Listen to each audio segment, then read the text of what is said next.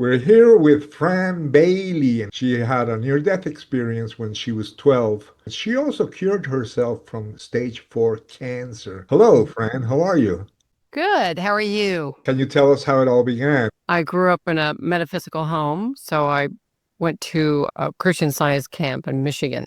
They were all women, and these women decided to take these Michigan Rapids, which were banned for 5 years. They decided that we're going to do it. I said, let's do this.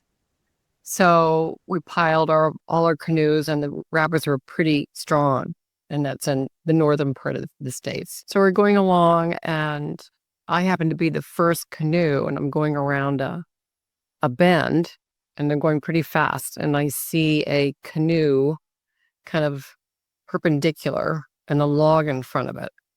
And I yelled back to everybody to stop, and I held on to the reeds, which are along the bank of the river. And so we carefully portaged our canoes over this log so that each one went over very carefully. And I was the last one to go over. And we were kind of giggling and so my canoe started sinking. So water started coming over the top of it. And all of a sudden I knew I was like going under. But my hand was looking up and seeing, the people, and went under the log with two canoes holding my ankle.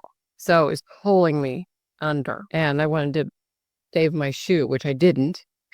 So I wiggled my foot out. But in between those moments, and I can't tell you how long it was, I went through the tunnel. It's like this speed, this energy that goes forward, and you're going forward into this light. It was white, golden, and a frequency that was inviting.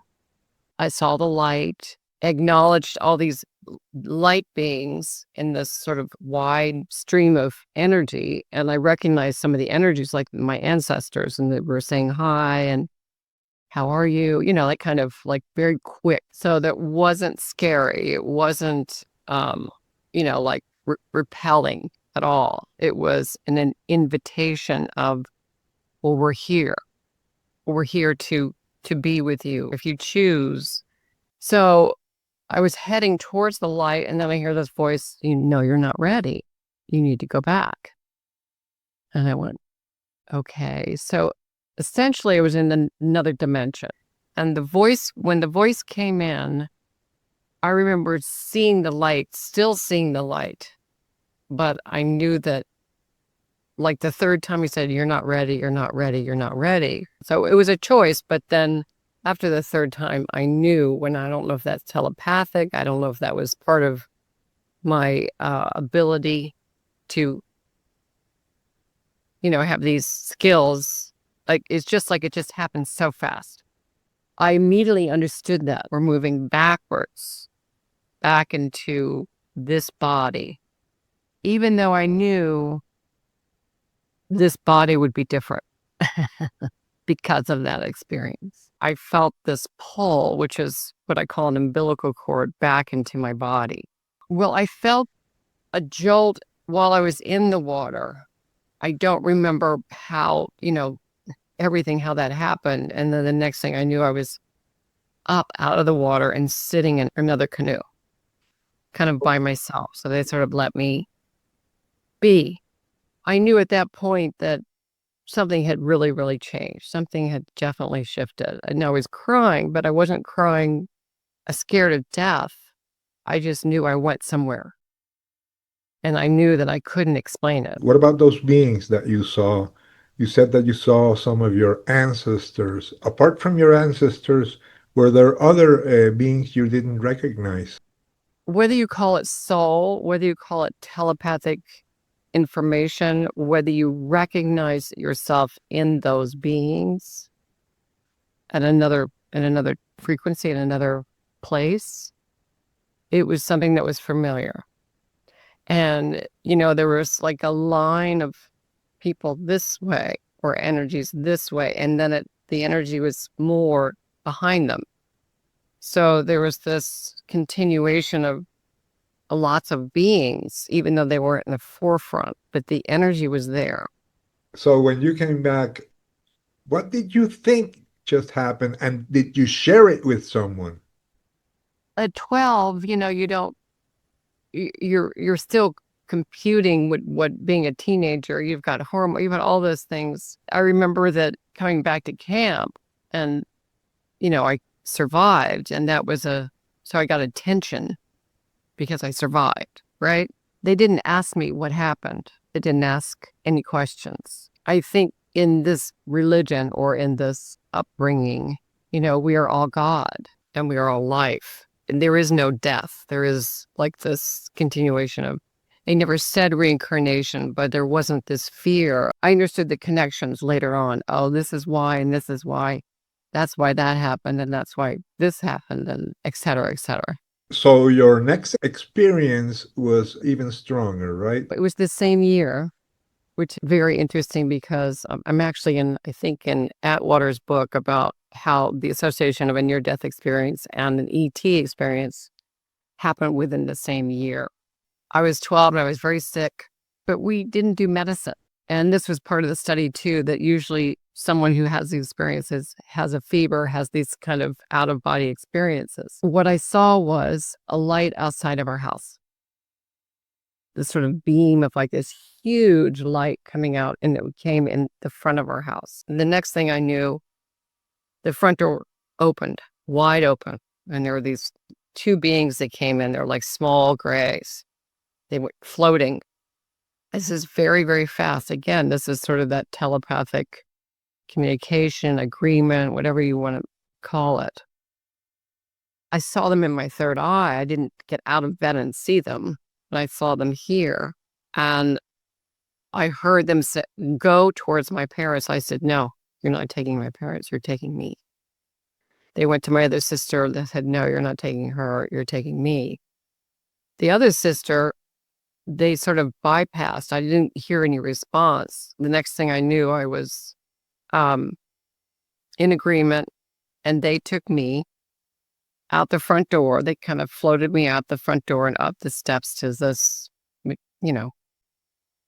place of where they lived or where they came from in these ships. So I went at the steps, and they put me down on a gurney sort of thing. And there was a tall gray, and these other little guys were there, and said that, they didn't say anything. I wasn't fearful. I wasn't scared. It was just an agreement. And they took something out of my left ovary. I remember that. And they didn't insert anything, but they extracted something like maybe out of a needle or telepathically. They took it out. And I think they gave me in return the ability to increase my skills. So what was similar to the experience is that leaving my body, I wasn't going up to the light, but the experience of leaving my body and experiencing something other than this plane was familiar because I did that with the near death. So I came back, and they didn't bring me back, but all I know is I found myself. I was laying on the bed, but my body was off the bed, perpendicular. So I was floating. And when I woke up, I said, what am I doing? I didn't know.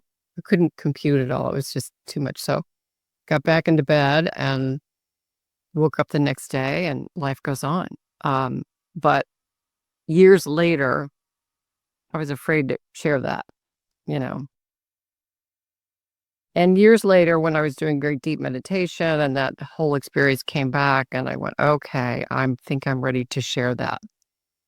So I shared that with my sisters and my parents kind of went, But my sister said, I remember the light. She remembers the light, and she couldn't move. So what happens, there was like a catatonic, she couldn't move. They told her, it's like they did that to her in order for her not to freak out, I guess. So that's kind of what happened. And I think my telepathic abilities, I think, became much more apparent. My dreams would come true. I would see things, I would know things way beyond. But I'm scared to share them. But When did you learn about near-death experiences and realize that what you had was a near-death experience? Because your experience took place when there was no internet, there was hardly any information about this out there, right? There wasn't a word for it. So I didn't even say near death. I had this experience with the canoe and I lived through it. And then this other experience, I think the correlation between the two and accepting that I could actually speak about it, made it obviously more real. And that when you experience something like that, you get fearful of sharing it at that time because, people may think you're crazy. So in my 40s, when I really started waking up, I did a lot of crying because I knew that nobody would understand. Or earlier in the 40s, I mean, I just knew that it wasn't, how would they understand that? And so my art, dance was great for me because I could actually channel that creativity and without words. At 19, I was living in California and I sort of had this visitation and they wanted to kind of wake me up and start this spiritual advancement. And I wasn't ready. Came back to Cincinnati, got married, and we were moving into a house.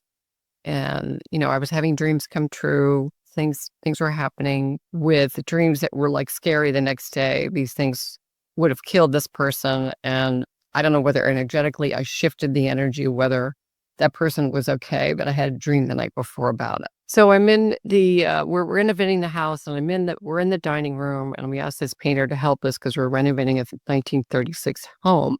So we're taking the paint off this armoire that was in the dining room.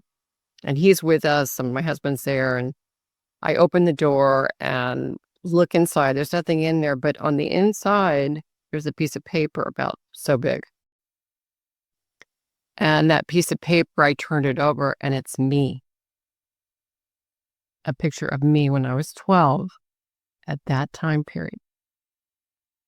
And I went, ah, my husband went, oh my God.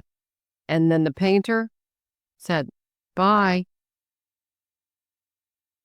My father got cancer and I had 3 small children. My mother was flipping out. My sisters were kind of absent. And the stress level was pretty big. So, of course, emotionally, you take on that emotion and it's in your first and second chakra, right? So your body starts breaking down. My body broke down and I got cancer a year and a half after my father died. So I think the body doesn't lie. It will respond to stress. So stage 4 cervical cancer, both male MDs said that I should take everything out, that I would die. And I said no. And went to a female doctor. She said, you don't have to have everything taken out. And I said, look, this is what I do. I started doing all this spiritual stuff with my trainer from Rosalyn Pierre out of California, who taught me about energy, healing. That was a huge, huge wake-up call that I recognize. I know what she knows. And I don't know how I know, but I know. So I started doing energy work on myself, clearing the cancer, killing the cancer cells within the cell, and working with this doctor. And she did one procedure, but I would go every 3 months to make sure I didn't have it. And so after 5 years, I was clean. So, fear can really scare the body. And fear perpetuates. So if you can know that this is an interruption or that this experience is an interruption, this is part of what I'm leading to and have been leaning towards. If I do this work on myself, then I can share it with others. So that's really been the motto of my whole method. You mentioned that you had an encounter with Jesus. Was this after or before you had your cancer? After. Can you tell us about it? Yeah, it was pretty amazing. So life goes on, and I was teaching as I said, my first career as a dancer. So I was teaching children and choreographing and also trying to find this healer part of myself, and was training very intensely. And, always trying to, how am I going to balance this with my children? And am I going to dance? Am I going to heal? So I came into the studio, which is where I am now, sitting in a chair and in this chair, facing the mirror. And I said, okay, with all this experience I've had with guides and angels and this near-death experience, where am I going with this healing? So I went into a deep meditation, and I'm sitting in this chair, and my palms are out, and my head is closed, my eyes are closed, and I'm looking down, and I hear this voice, and the voice says, "Touch my robe." When I look down, I see sandals, bare feet and sandals, and I heard him say again, "Touch my robe." And I went, wait a minute. Is this for real? That's not funny. I said, that's not funny.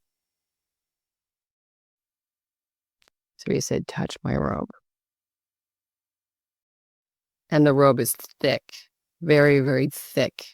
And when I put my hand on it, I sort of had this jolt, like that same kind of back in the body sort of jolt of the energy of that robe, the compassion, the years of the history, what his true message was compassion and love. And still hard for me. It's just beautiful. You only saw his sandals and his robe. Yeah. And so he said, hold your hands out. And he put his hands on top of mine. And he said, you can dance. So the question was, can I dance and heal? And he said, turn your palms over. And he put his hands underneath mine. And he said, you can heal. And with that moment, I was sort of I say it was like a huge download of my body's was like shaking. I was crying at the same time, so grateful that this experience happened. So you talk about cells, you talk about, things the energy going into my body. It just was a given that I have to heal. I don't have to. It's just, there's no going back now. If I have a patient on the table, or if I'm reading somebody from across, sometimes the subject is not even about the illness or about the swelling or whatever it is. What I have to do is go to the soul and figure out what the real issue, or not issue, but the real reason they're there. And any kind of physical misalignment is the cue. So that misalignment may be where it is, and you go right directly to it, and then you ask the body, okay, what else needs to be done in order for this to sustain itself without pain, or release that pain. So the speed in which that happens, I can't even track it. It's very hard. If there's someone in resistance, I don't waste the time. I just honor them where they are and go to the peripheral of what they might be asking, but never ask them directly. because that would frighten them. So all these experiences, starting from your near-death experience and the ones that followed, they led you to develop the SHEVA method. Can you tell us about this? 2002, I channeled this word, SHEVA, SHEVA, seeking harmony in energy, voice, and action. And I was in the front room facing north in a deep, deep meditation. And I said, what is SHEVA? And they gave me the name, they gave me the meaning. And I said, I guess I'm going to develop whatever this means. So, of course, it went through all these different stages. I was teaching move. It's always movement. It's always about energy, always about meditation. The fourth component is Enneagram, which is studying the personality, which is the hook of how the personality gets us away from what the authentic self wants. So those components are in the SHEVA method, but it took me quite a while to sort of pull it all together. And so during COVID, I was in the studio studying movement, obviously trying to figure out how am I going to teach people about their own energy? How am I going to get them to understand that you're laying on a mat, you're doing pressure points, you're opening up your heart for emotional awareness. So you're actually touching these acupressure points, acknowledging where the chakras are, this system, this beautiful system that we have, and then understanding that the chakra system moves into your energy field and what holds in the energy field. So the physical awakening and knowledge about not being afraid of being closer to your own needs through the body intelligence is number one. Number two, deep meditation of the chakra system and moving the cords, finding your guides, finding out that, you're okay exactly where you are because life is sacred in every experience. Number three, then we go into the study of personalities and where the resistance is to your spiritual growth. So again, moving out of the ego in order to find the higher self so that your dreams, your understanding of what you really need is authentic coming from the soul. And the fourth is the soul. And it's always done in love. I taught it for years, then COVID happened. I didn't do it. And then I started doing stuff online. And so I'm working on 4 sections to download the whole method so you can learn it online. So I'm working on that. Private sessions usually last like 3 intense ones and we're sort of done because I can just hone in on what those issues might mean. Then we do sort of what's called a tune-up, and we come in and do tune-ups every couple months. I've written a book called Emergence, which is a study of the chakra system and how it might relate to what's happening in your life, clearing those centers. It's a beautiful picture book with poems, and it's lovely. It's a very the first exercise is you're supposed to hold it in your hand and put your energy in it. And then open the page, and that's what you need that day. My website, franbailey.healer.com, healer.com, has a free meditation on the homepage that you can download. You can email me if you want to chat and figure out what you want to do. It's free. A whole bunch of interviews are on there, but anyway, it's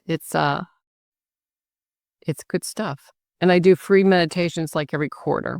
All these transformations gave you a new worldview. What do you think about death now? What do you tell people who are afraid of dying or maybe lost a loved one? Well, everyone's grief is different.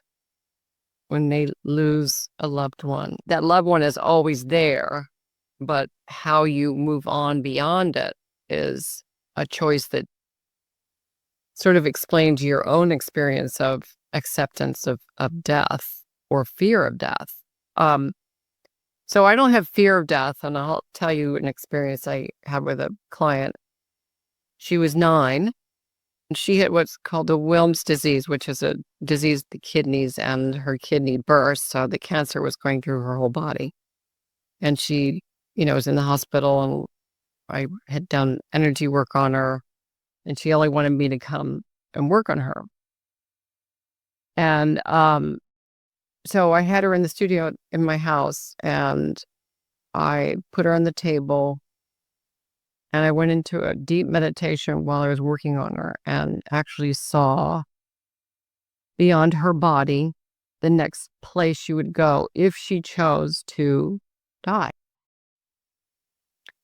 And of course, I didn't tell her this, but I went to those higher planes and saw her dog, Gus, who was, had passed.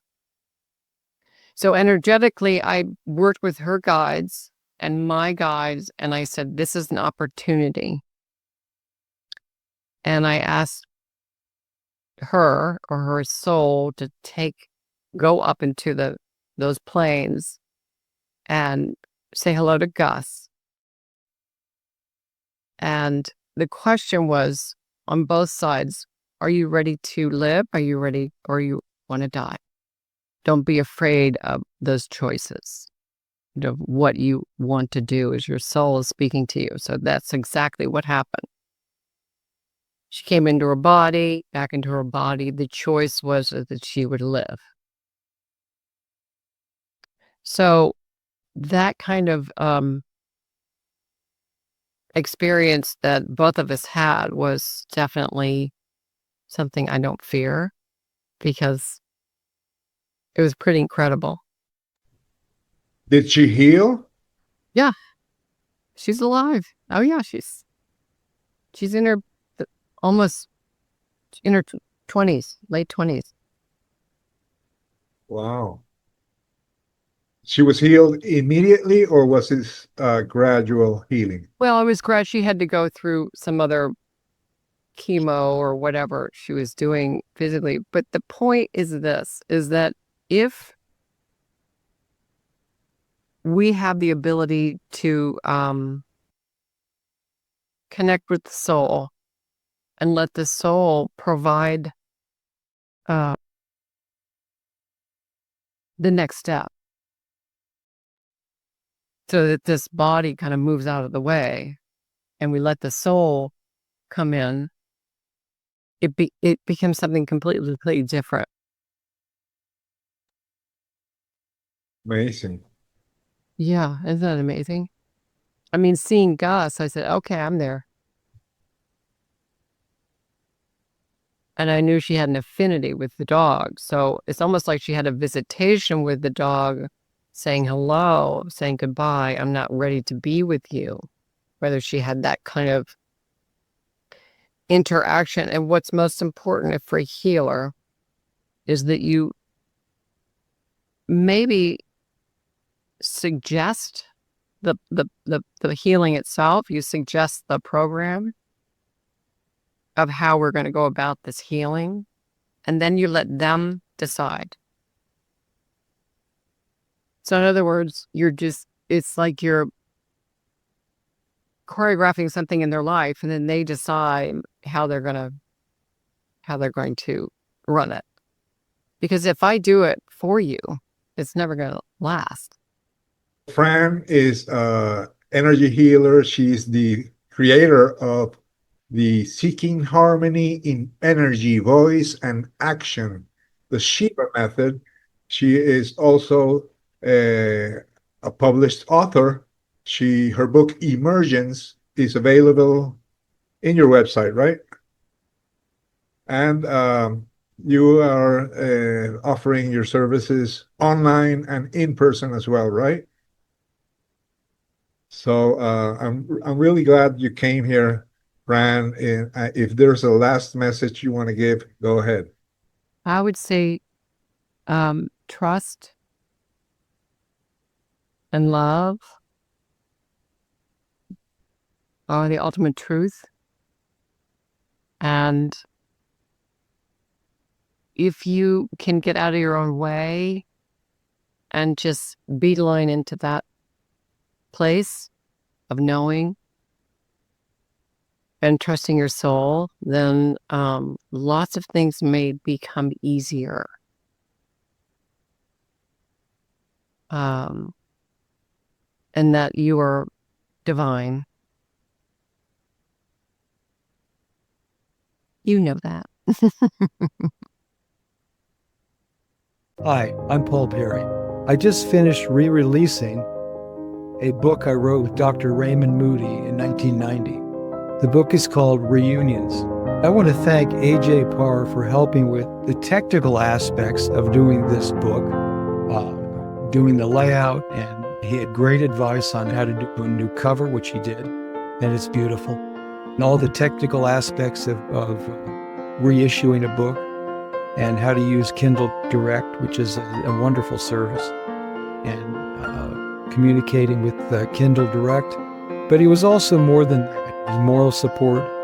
He would read through the book, he would fact check, he did proofing for the book, and he made a number of really brilliant suggestions for editorial changes. So I highly recommend working with AJ Parr, and I'll be doing more books with him in the future. So thank you, AJ. I'll be dealing with you a lot more. If you're interested in publishing your book in Amazon, contact me, and my publishing team and I will lend you a friendly hand. Send your email to ajparbooks@gmail.com. That's ajparbooks@gmail.com.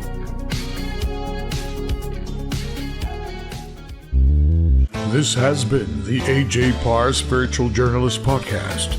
Please like, share, and subscribe.